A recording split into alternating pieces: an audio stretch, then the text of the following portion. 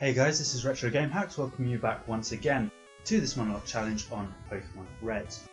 So in the last episode we were able to explore the SS-An and find some really useful items for our team. Since that episode I have done a little bit of levelling up, as you can see on screen now. I've got Radish to 21, Dinoplant to 23 and Prince to 24, so we should be ready for our next battle with our rival Blue. Now this is going to be the fourth time we've battled Blue in the series. We've managed to get through all the others unscathed, but this time around he is a little bit higher leveled and he does have a Kadabra, which knows Confusion, which will wreck our team. So we are going to lead off with Dinoplant to take on his Pidgeotto. His Pidgeotto knows the attacks Gust, Sand Attack and Quick Attack, all of which are normal type moves, so we don't have to worry about that flying type being super effective against Dinoplant. So I've chosen to open up with the Leech Seed, just for that continual damage, and because our Vine Whip won't do much against Pidgeotto, so we're going to be relying on Tackle, so having that continual sap damage is going to be really useful to us. So Tackle doesn't do too much there, but Pidgeotto's Quick Attack also isn't doing too much, so we should be able to just wear him down here. Okay, so I don't think the Leech is quite going to take out Pidgeotto here. Critical hit wasn't very useful there. But the next tackle, that should take him down. Okay, so we are 1/4 of the way there. Dinoplant's still on about half health, and he grows to level 24, so all is going well. Blue's next Pokemon is his Raticate. This Raticate knows the moves Tackle, Tail Whip, Quick Attack, and Hyper Fang. So our Vine Whip is going to do good damage against this Raticate, so I'm just going to go straight in and Vine Whip, and 2 hits will take it out. So his next Pokemon is the one we're worried about, it's Kadabra. Kadabra knows the moves Teleport, Confusion and Disable. I'm going to set up the Leech Seed because his Confusion, if he decides to use it, will do a lot of damage. So I've set up the Leech Seed, I'm going to heal up just to be safe because I don't want to lose Dinoplant to a Confusion, and that's going to do about half damage. So I'm not sure if Dinoplant can live, I think Dinoplant can live one more. Luckily he's gone for a Teleport, I think he did about 29 damage. So I'm going to try and set up Poison Powder, again for the continual damage, so that's good. And then we'll see how much a Tackle does. Again he's used Teleport, which is excellent for us. So the reason that Kadabra's using Teleport, for those who don't know, is in Generation 1 the AI just looks at the type of the move, and because... Ooh, that was close, okay. So we lived that one, so I'm probably going to switch Dinoplant out here, just because we are down to 11. He has taken out Kadabra with a Tackle, but we are down to 11, and Charmeleon is the next Pokemon. And Charmeleon knows Scratch, Growl, Ember and Leer, and that Ember worries me, so we are going to go into Prince, because Prince is not a Grass type. So Prince should be able to take Charmeleon here. He's got the level advantage, and he's got powerful attacks like Horn Attack and Thrash. But as I was saying before, that nearly took him out with 1 crit.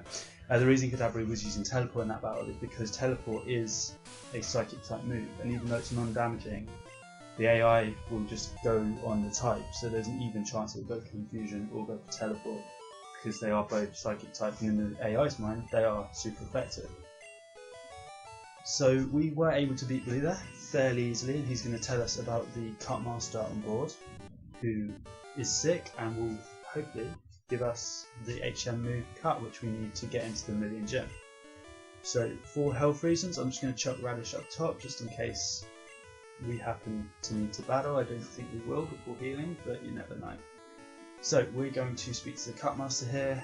I think we just end up rubbing his back like so,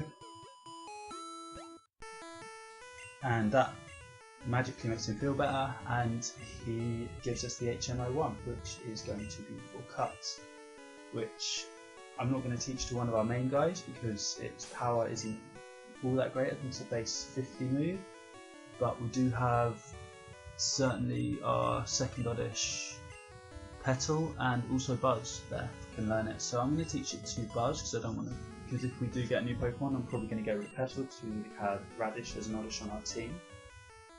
So yeah, we have been very successful. We have beaten Blue already without losing a Pokemon, which was important, and we also were able to get the HM for Cut. So I think we're just going to head straight off the boat and heal up, and then we'll make our way to the gym for Lieutenant Surge's gym.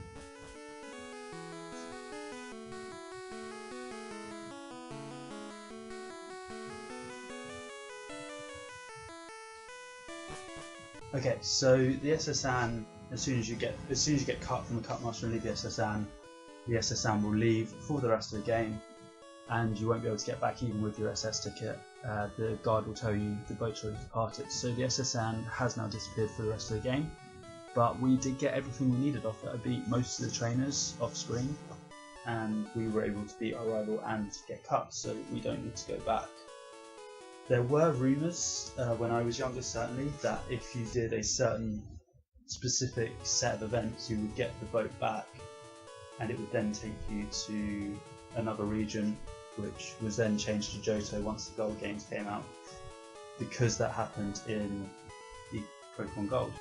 Obviously, I don't think they were true. I've never seen any confirmation they were true, so I think they were just playground rumours. So we're going to heal our team up here, just so we're ready to go down and head into the gym and take on some of the gym trainers. I don't think I will take on Lieutenant Surge today, just because we've already done over 6 minutes into the video. So I think what I'll do is I'll beat some of the gym trainers, open up the trap in the puzzle in the gym, which is one of the worst puzzles in the history of this series. It's so annoying, but we will do that.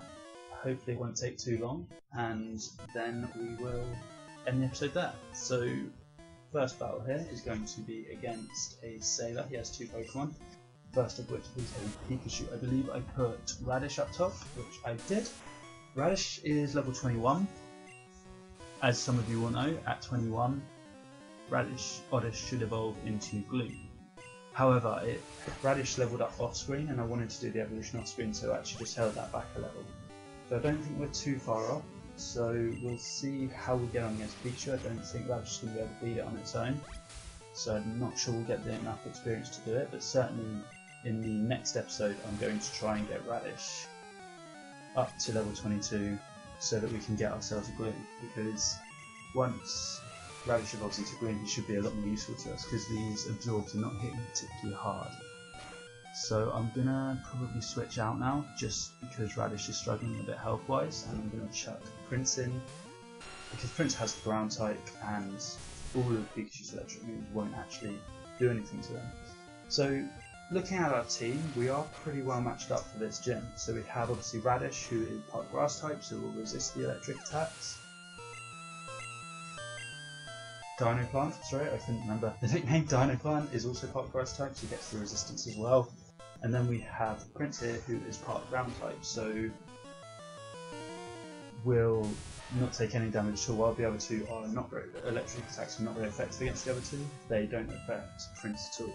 And I know Lieutenant says his Raichu on this game only knows electric damaging attacks, so he won't actually be able to hurt Prince at all. So with that go down, we are going to start on the gym puzzle. So the aim of this gym puzzle is to find switches in these trash cans, which I'm pressing. And we have found the first switch, and once you find the first switch, the second switch will be in one of the trash cans next door. So we have a choice of 2, either the one on above or the one on the left. I went for the one on the left and I was wrong. So when you get the second switch wrong, the first switch resets and you have to start again. There's no real tactic you can use here. Obviously you've just got to find the first one and then pick one of the ones next to it. So the way I do it, and the way I've always done it, is just start in the bottom left and then work your way around. So we found the first switch again, but again I should have picked the one on the right. So back down to the bottom left and start again. Like I say, this is probably the most frustrating quiz for me, puzzle for me, for the gyms in all of the Pokemon games I've played. Some of the later ones are a little bit more complicated, but they usually have an element of skill, whereas this is mostly blind luck. So there's the first switch again. So do I go left or right? I'm going to go right, and I was wrong, I should have gone left. So back down to the bottom left we go, and we start again. So while I am trying to find all of these switches, I suppose I should talk to you about Lieutenant Surge. Like I said, I don't think this will be a particularly difficult battle because we have the type advantage on all 3 of the Pokemon we're training up, so that would be pretty good. And like I say, his most powerful Pokemon in this game, Raichu, only knows electric damaging moves, so as soon as we get to Raichu we can just chuck Prince in and Surge can't hurt him. So his most dangerous Pokemon is probably his Voltorb, because it knows Sonic Boom, which at this stage of the game is quite damaging. Okay, so should have gone right there. I will get this right. It just takes time. It is very, very frustrating, as I say. But one of the things about Lieutenant Surge is that he is described in the game as a war hero, and this has inspired a number of fan theories about what war he took part in.